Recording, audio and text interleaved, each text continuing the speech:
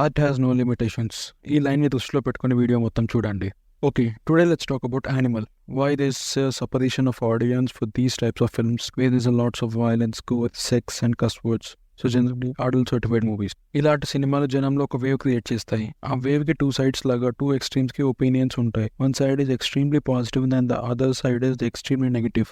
ఇక్కడ ఏ సైడ్ ఉండాలి అనేది ప్యూర్లీ సబ్జెక్టివ్ అండ్ ఇండివిజువల్ మీద డిపెండ్ అయి ఉంటుంది. ఎవరి ఒపీనియన్ వాళ్ళకు ఉంటుంది and that's actually matters. But ఇక్కడ ప్రాబ్లం ఎక్కడ వస్తుంది అంటే దట్ వన్ సైడ్ ఒపీనియన్ ఉన్న వాళ్ళు అదర్ సైడ్ ఒపీనియన్ ఉన్న వాళ్ళ మీద రుద్దడం. Today let's dissect all the things about animal. Let's see two different sides of people. Animal ని క్రిటిసైజ్ చేసే వాళ్ళలో 2 categories లో చూద్దాం.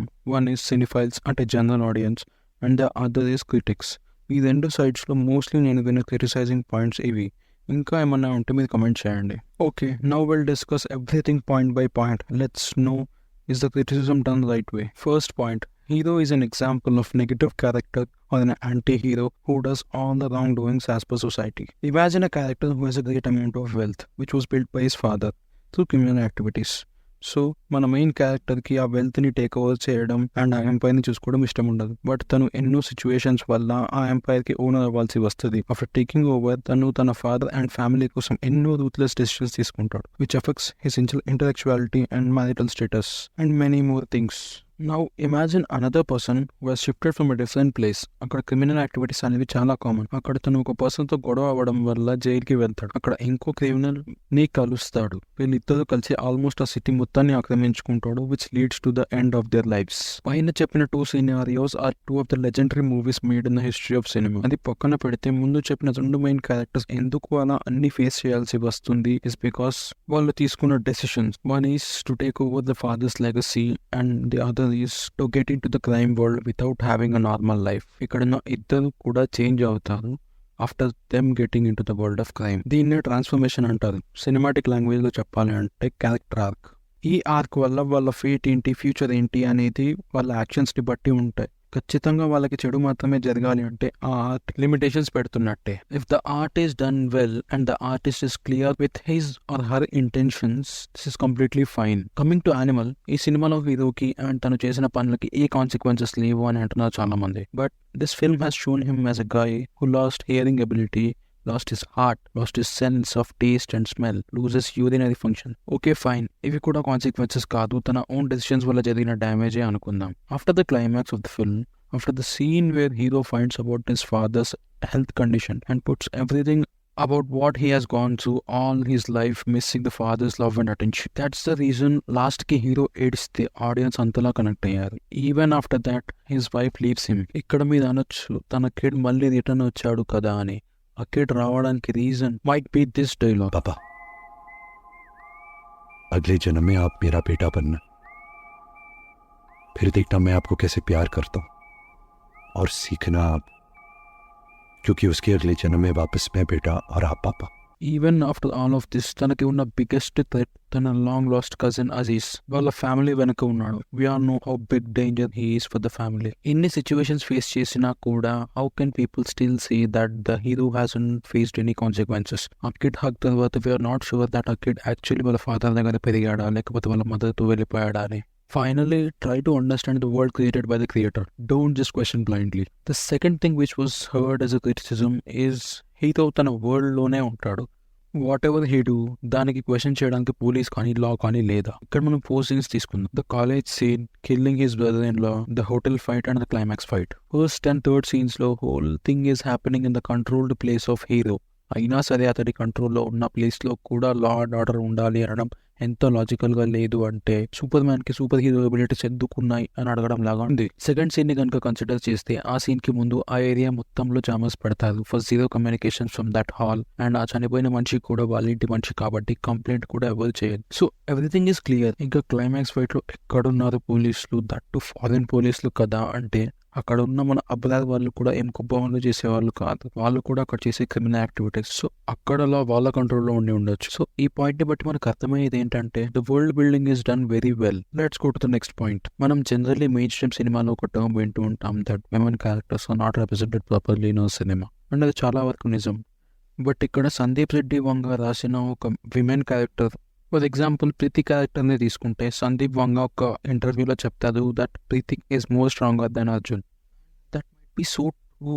ఒకసారి సినిమాని అర్జున్ ఆర్ కబీర్ క్యారెక్టర్ నుండి కాకుండా ప్రీతి పాయింట్ ఆఫ్ వ్యూలో చూడండి. This statement of Sandeep Vanga is clearly convey. If ఆ స్టోరీని కనుక సొసైటల్ థాట్లో why Preethi chose toxic person like Arjun or Kabir అంటే maybe if the movie was done in the perspective of Preethi, what if she was the one who fell in love for Arjun the first meet. తను కూడా అర్జున్ లాంటి person who is head strong person అలాంటి వాళ్ళనే కావాలి అనుకుందేమో. After the interval we mostly don't see Preeti and another what if.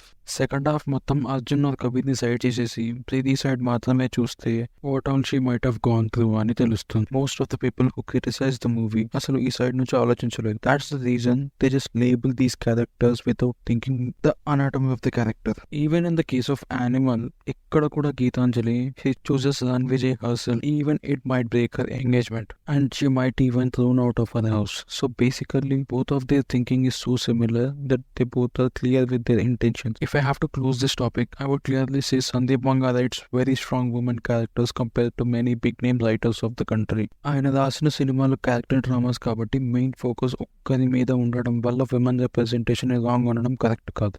What is misogyny? Let's see what Google says. స్త్రీల పట్ల ద్వేషం, ఇది కరెక్ట్గా చదివి అర్థం చేసుకుని ఈ సినిమా చూడండి. ఎక్కడ కూడా ఇది కనిపించదు. Because whatever is getting circulated is false. Sandeep Vanga రాసిన 2 కథలు కూడా జరిగేది లవ్ మ్యారేజెస్. బట్ అనుకోని కారణాల వల్ల వాళ్ళు విడిపోతారు.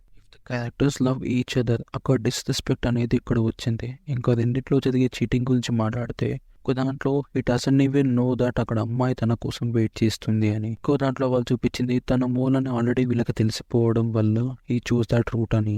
అది ఎంతవరకు కరెక్ట్ అంటే ఈ సినిమా స్టార్టింగ్లో రణ్వీర్ గీతాంజలికి ప్రామిస్ చేస్తాడు దట్ తను ఎప్పుడు చీట్ చేయను అండ్ మోర్ ఓవర్ తన బ్రదర్స్ అలా చేయడం చూస్తే కూడా వాళ్ళని తిడతాడు. ఆ ప్రామిస్ ద స్క్రీన్ ప్లేలో ఎందుకు రాసినట్టు మరి? Because the writers wanted to convey that as this guy is an anti hero, ఇతను కూడా చాలా మిస్టేక్ చేస్తాడు అని చెప్పడానికి. I want to say something here. ఇది ఎంతవరకు కరెక్ట్ నాకు తెలియదు but I'm saying it out. ఇవే సీన్స్ కనుక ఏ Scorsese, Stanley Kubrick, Ari Aster సినిమాల్లో జరిగితే ఎన్నో ఫ్యాన్ థియరీస్ వచ్చేవి. ఆ సీన్ బ్రేక్ డౌన్స్ వచ్చేవి. మోడల్ క్వశ్చన్స్ కాదు. ఒక్కసారి ఆ జరిగిన కాంటెక్స్ని కథ అని అనుకుని చూడండి. అక్కడ ఉన్న డ్రామా అర్థమవుతుంది. This is the last stage of explanation I could give. Let's also discuss about the societal influence of these characters. Happy days cinema చూసి ఇంజనీరింగ్కి వెళ్ళి అది చేయలేక శేఖర్ కమలాన్ని తిట్టుకున్న వాళ్ళని చాలా మందిని చూశాను నేను. అలాంటి వాళ్ళని చూస్తే నాకు చాలా జాలి అనిపిస్తుంది. Because you your self wanted to do something. When that doesn't go well or go very wrong, the only thing gets blamed is cinema. Okay, I'm sorry, deviate అవుతున్నా. Let's get back to the animals' influence on society. Animal is an A-rated movie. అంటే 18 years దాటిన వాళ్ళు మాత్రమే చూడాలి. If ఆ cinema నుండి ఏదైనా take away తీసుకోవాలి అంటే బీట్ ఎనీథింగ్, టెక్నికల్ ఆస్పెక్ట్స్ అవ్వచ్చు, క్యారెక్టర్ అనాలిసిస్ అవ్వచ్చు, లేకపోతే ఆ సినిమా నుండి ఏదైనా నేర్చుకుందాం అని అనుకున్నా కూడా ఎవరి మీద డిపెండ్ అయి ఉంటుంది? Is it on the makers or we as an audience? నన్ను అడిగితే it's mostly dependent on us because a political TV show like Game of Thrones was also had very controversial atmosphere around it. But దానికి కూడా cult status వచ్చింది అంటే వాళ్ళు దాన్ని ఒక pure story లాగా చూశారు and it was received that way. ఇలాంటి ఎగ్జాంపుల్స్ చాలా ఇవ్వచ్చు. But I don't want to justify anything. I just want to put a point here. That's it. సినిమా ఫీల్డ్లో దేన్ని ప్రిడిక్ట్ చేయలేమంటారు. ఫీల్డ్ సంగతి మనకి తెలియదు కానీ the most unpredictable thing is the audience.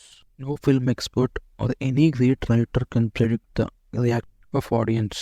అలాంటి ఆడియన్స్ రియాక్షన్ తప్పుగా ఉండడానికి రీజన్ ఫిల్మ్ మేకరే అంటే that is not completely valid. ఒక స్లాబ్ సీన్ సినిమాలో ఎందుకు ఉంది అనేది ఆ ఫిల్మ్ కాంటెక్స్కి రిలేటెడ్గా ఉంటుంది.